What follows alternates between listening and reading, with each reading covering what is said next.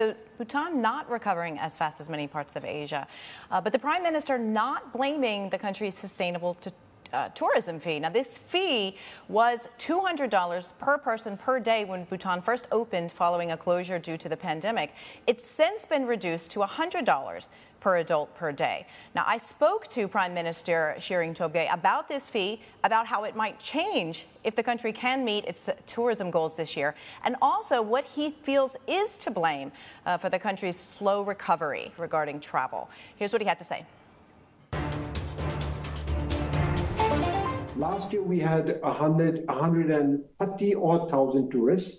So like I said, what's holding tourists back is our inability to market Bhutan as a destination viably. People hear of Bhutan, people want to visit Bhutan. Bhutan is in everybody's bucket list to visit Bhutan. We need to take it out of the bucket list and make it into a to-do list. Take it out of the bucket list, put it into a to-do list and visit us. Singapore, you are in Singapore. Singapore is barely 3 hours away. We have direct flights to Singapore.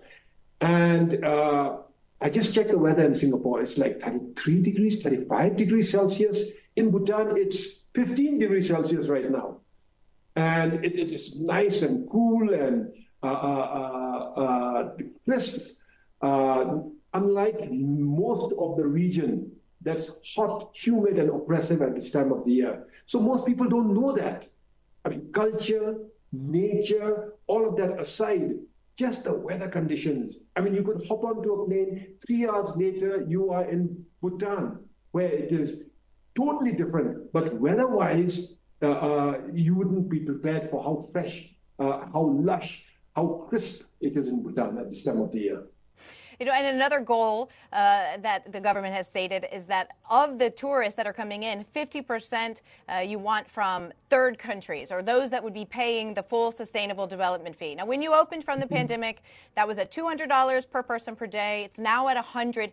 Do you feel that this current rate, $100, is striking the right balance for Bhutan's goal of attracting high-value, low-volume tourism? Well, truth be told, I think $200 per day as a sustainable development fee, many tourists are willing to pay it. Obviously, affordability is something else. But most people who can afford it do so willingly. Bringing it down to $100 helps. But that's going to get us to a target of 300,000 tourists very quickly. And that's going to be a gap. We're going to lock it in at 300,000 tourists. We're going to have a quota of 300,000 tourists. And if the demand to come into Bhutan, visit Bhutan, far outstrips our capacity to welcome them, we might even have to increase sustainable fees at that time. But that will be a welcome development. The moment we start marketing our country and what is available in our country and how different it is from Singapore, given that we are just 3 hours away, I think there will be a beeline to visit Bhutan in spite of the $100 per night sustainable fee that we impose.